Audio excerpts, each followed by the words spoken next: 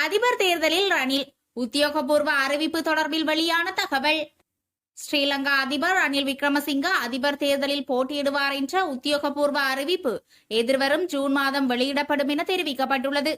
குறித்த விடயத்தை ஊடகவியலாளர் சந்திப்பில் கலந்து கொண்டு தொழிலாளர் மற்றும் வெளிநாட்டு வேலைவாய்ப்பு அமைச்சர் மனுஷ நாணயக்கார தெரிவித்துள்ளார். அதோடு அதிபர் தேர்தலே முதலில் நடத்தப்படும் என்றும் அமைச்சர் குறிப்பிட்டுள்ளார். இந்நிலையில் அதிபர் தேர்தலில் ரணில் போட்டியிடுவது ஐக்கிய தேசிய கட்சியோ அல்லது வேறு எந்த கட்சியோ ஒரு தலைவராக அல்ல என்றும் சாத்தியமான தேசிய வேட்பாளராகவே போட்டியிடுவதாகவும் கூறியுள்ளார். அத்துடன் ரணில் விக்ரமசிங்க அதிபர் தேர்தலில் போட்டியிட மாட்டார் என பொய் பிரச்சாரம் செய்து கட்சியினை காப்பாற்றும் போரில் சஜித் பிரேமதாச ஈடுபட்டுள்ளதாக அமைச்சர் குறிப்பிட்டுள்ளார். பம்பலப்பிட்டியில் சரிந்து விழுந்த பாரிய விளம்பர பலகை. கொழும்பு பம்பலப்பிட்டி பகுதியில் வீசிய பலத்த காற்றினால் பாரிய விளம்பர பலகை ஒன்று சரிந்து வீழ்ந்துள்ளது. குறித்த சம்பவமானது நேற்று மாலை இடம்பெற்றுள்ளது. இது தொடர்பில் மேலும் தெரிய வருகையில் அதிர்ஷ்டவசமாக எந்தவொரு உயிர் சேதமும் ஏற்படவில்லை எனினும் விளம்பர பலகை பொருத்தப்பட்டிருந்த இடத்திற்கு அருகாமையில் இருந்த கடைகளின் மேற்கூரைகள் சேதமடைந்துள்ளதாக தெரிவிக்கப்பட்டுள்ளது. இதேவேளை பலத்த காற்றினால் நாட்டின் பல்வேறு பகுதிகளில் நேற்று மின்சார தடை ஏற்பட்டிருந்த நிலையில் நாட்டில் தென்மேல் பருவப்பெயர்ச்சிக்குரிய காலநிலை படிப்படியாக இலங்கையை ஊடறுப்பதால் நிலவுகின்ற காற்றுடன் கூடிய மழையுடனான வானிலை தொடரக்கூடும் என வளிமண்டலவியல் திணைக்களம் எதிர்ப்பு கூறியுள்ளது. இலங்கையின் அடக்குமுறை வரி விடுக்கப்பட்டுள்ள எச்சரிக்கை. இலங்கையின் தற்போதைய அடக்குமுறை வரி நாட்டின் பொருளாதார வளர்ச்சி நிகழ்ச்சி நிரலை குறைமதிப்பிற்குட்படுத்துவதாக இந்தியாவிற்கான இலங்கையின் முன்னாள் உயர்ஸ்தானிகர் மிலிந்த மொரகொட சுட்டிக்காட்டியுள்ளார். குறித்த தகவலை ஊடகங்களுக்கு கருத்து தெரிவிக்கையிலேயே அவர் குறிப்பிட்டுள்ளார். இது தொடர்பாக அவர் மேலும் தெரிவிக்கையில், இதன் காரணமாக பல உள்ளூர் தொழில் முனைவோர் மற்றும் வணிகத்துறையினர் வெளிநாடுகளுக்கு தமது முயற்சிகளை இடமாற்றம் செய்கிறார்கள். புதிய முதலீடுகளும் கணிசமாக குறைந்துள்ளதுடன் வரியமைப்பு ஓரளவுக்கு பொருளாதாரத்தை உறுதிப்படுத்தியுள்ளது.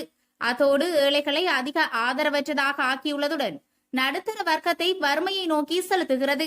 எனவே இந்த வரி ஆட்சி பொருளாதார வளர்ச்சிக்கு எதிர்மறையானது மற்றும் நீடிக்க முடியாதது. அதோடு இந்த செயற்பாடானது அடுத்த 8 ஆண்டுகளுக்கு அல்லது அதற்கும் மேலாக இலங்கை 3% வளர்ச்சிக்கு மேல் செல்ல முடியாது.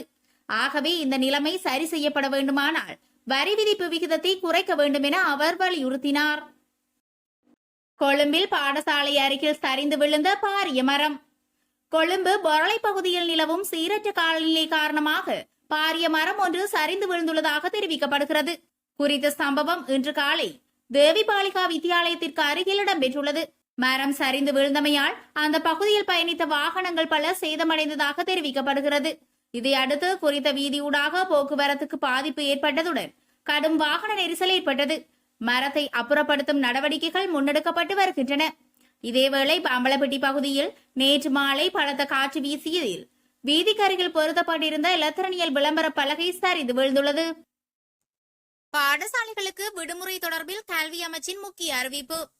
நாடளாவிய ரீதியில் உள்ள அனைத்து பாடசாலைகளும் நாளை மூடப்படும் என சமூக வலைதளங்களில் பரவி வரும் அறிவிப்பு பொய்யானது என கல்வி அமைச்சு தெரிவித்துள்ளது.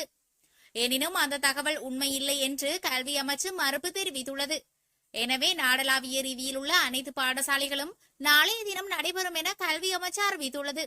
அத்துடன் சீரற்ற வானிலைக்கேற்ப தீர்மானங்களை எடுக்கும் அதிகாரம் மாகாண கல்வி செயலாளர்கள் மற்றும் மாகாண கல்வி பணிப்பாளர்களுக்கே உள்ளதாக கல்வி அமைச்சு விடுத்துள்ள அறிவிப்பில் மேலும் குறிப்பிடப்பட்டுள்ளது. எனவே நாடளாவிய ரீதியில் உள்ள அனைத்து பாடசாலைகளும் நாளை நடைபெற உள்ளதாக அமைச்சு விடுத்துள்ள அறிக்கையில் தெரிவிக்கப்பட்டுள்ளது. நிலைமைக்கேற்ப தீர்மானங்களை எடுக்கும் அதிகாரம் மாகாண கல்வி செயலாளர்கள் மற்றும் மாகாண கல்வி பணிப்பாளர்களுக்கு உள்ளதாக கல்வி அமைச்சின் அறிவிப்பில் தெரிவிக்கப்பட்டுள்ளது. கொழும்பு புத்தளம் வீதியில் வெள்ளப்பெருக்கு, மக்களுக்கு விடுக்கப்பட்ட எச்சரிக்கை. லுனோயா பெருக்கெடுத்ததன் காரணமாக கொழும்பு புத்தளம் வீதியின் மகாஓயா பகுதி வெள்ளத்தில் மூழ்கியது. இது தொடர்பாக புத்தளம் அனர்த்த முகாமைத்துவ நிலையம் அப்பகுதி மக்களுக்கு எச்சரிக்கை விடுத்துள்ளது. இந்நிலையில் வெள்ளம் பெருக்கெடுத்ததால் கொழும்பு புத்தளம் வீதிக்கு அருகில் உள்ள லுனோயா பாலம் முற்றாக நீரில் மூழ்கியுள்ளதாக தெரிவிக்கப்படுகிறது. மேலும் பிற்பகல் வேளையில் நீரின் மட்டம் அதிகரிக்கும் அபாயம் உள்ளதாக அனர்த்த முகாமைத்துவ பிரிவின் அதிகாரிகள் தெரிவித்துள்ளனர். இதன் காரணமாக வீதியில் பயணிக்கும் போது மக்கள் அவதானமாக இருக்குமாறு கேட்டுக் கொள்ளப்படுகிறார்கள். எலான் மஸ்கின் இலங்கை விஜயம், அரசாங்கத்தின் புதிய திட்டம். எலான் மஸ்க் இலங்கைக்கு விஜயம் செய்ய திட்டமிட்டுள்ளதை தொடர்ந்து ஸ்டாலின் செயற்கைக்கோள் இணைய சேவையை ஆரம்பிப்பதற்கு வசதியாக புதிய விதிமுறைகளை இலங்கை உருவாக்க உள்ளதாக தொழில்நுட்ப ராஜாங்க அமைச்சர் கனகஹேர தெரிவித்துள்ளார். ஊடகங்களுக்கு கருத்து தெரிவிக்கும் போதே அவர் இதனை குறிப்பிட்டார். மேலும் தெரிவிக்கையில், டெஸ்லா மற்றும் ஸ்பேஸ் எக்ஸ் நிறுவனங்களின் தலைவரான எலான் மஸ்குடன் இலங்கையின் அதிபர் ரணில் விக்ரமசிங்க இந்தோனேசியாவில் சந்தித்து பேச்சுவார்த்தை நடத்தியுள்ளார். அத்துடன் அவரை இலங்கைக்கு வருமாறு அழைப்பு விடுத்திருந்த நிலையில் அதனை அவரும் ஏற்றுக்கொண்டுள்ளார். ஏற்கனவே இலங்கையில் ஸ்டாலினை அறிமுகப்படுத்துவதற்கு இந்த ஆண்டு மார்ச் மாதம் விண்ணப்பம் அனுப்பப்பட்டது. அதன் அடிப்படையில் இலங்கை அரசாங்கம் தற்போது புதிய விதிமுறைகளை உருவாக்கும் பணியில் ஈடுபட்டுள்ளது என அவர் தெரிவித்துள்ளமை குறிப்பிடத்தக்கது. முன்னாள் ராணுவ தளபதிக்கு மீண்டும் அழைப்பு விடுத்துள்ள அரசாங்கம். இலங்கையின் முன்னாள் பாதுகாப்பு படைகளின் பிரதானி ஜெனரல் சவேந்திர சில்வாவிற்கு அரசாங்கம் மீண்டும் அழைப்பு விடுத்துள்ளது. சிவில் கடமைகளில் இருந்து விலகியதன் பின்னர் டெங்கு கட்டுப்பாட்டு நடவடிக்கைகளுக்காக அவர் மீள அழைக்கப்பட்டுள்ளதாக அரசாங்கம் அறிவித்துள்ளது. அதிபர் செயலகத்தில் நேற்று இடம்பெற்ற டெங்கு நோய் கட்டுப்பாடு தொடர்பான மீளாய்வு கூட்டத்திற்கு அவர் அழைக்கப்பட்டிருந்தார். குறித்த கூட்டமானது அதிபரின் தேசிய பாதுகாப்பு ஆலோசகரும் தலைமை அதிகாரியுமான சாகல ரத்நாயக்க தலைமையில் கலந்துரையாடல் இடம்பெற்றிருந்தது. இம்மாதம் 25ஆம் தேதி முதல் ஜூன் மாதம் 1ஆம் தேதி வரை டெங்கு தடுப்பு வாரத்தை நடைமுறைப்படுத்த தீர்மானிக்கப்பட்டுள்ளது. இந்தியாவில் கைதான ISIS அமைப்பைச் சேர்ந்த இலங்கையர்கள் புலனாய்வுத்துறை தீவிர விசாரணை. இந்தியா குஜராத் விமான நிலையத்தில் பயங்கரவாத எதிர்ப்பு அணியால் கைது செய்யப்பட்டுள்ள ISIS அமைப்புடன் தொடர்புடையவர்கள் என கூறப்பட்ட 4 இலங்கையர்கள் தொடர்பிலும் இலங்கையின் அரச புலனாய்வு பிரிவினர் உடனடி விசாரணைகளை ஆரம்பித்துள்ளனர். இவர்கள் இந்திய குஜராத்தில் உள்ள சர்தார் வல்லபாய் படேல் சர்வதேச விமான நிலையத்தில் வைத்து குஜராத் பயங்கரவாத தடுப்பு பிரிவினரால் கைது செய்யப்பட்டிருந்தனர். குறித்த சந்தேக நபர்கள் இந்திய காவல்துறையினரால் தீவிர விசாரணைகளுக்கு உட்படுத்தப்பட்டுள்ளனர். அவர்கள் அகமதாபாத்திற்கு வந்த நோக்கத்தை கண்டறியும் வகையில் முதல்கட்ட விசாரணைகள் ஆரம்பிக்கப்பட்டுள்ளன. மேலும் திட்டமிட்ட இலக்கை அடைவதற்கு முன்பே குஜராத்தில் வைத்து கைது செய்யப்பட்டுள்ளார்கள் என்று குஜராத் பயங்கரவாத தடுப்பு பிரிவு தெரிவித்துள்ளது.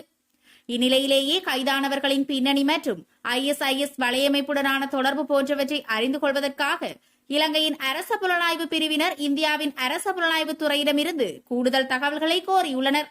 இந்தியாவிடமிருந்து தகவல்கள் கிடைத்ததும் அடுத்த கட்ட நடவடிக்கை எடுக்கப்படும் என்று இலங்கை பாதுகாப்பு அதிகாரிகள் தெரிவித்துள்ளனர்.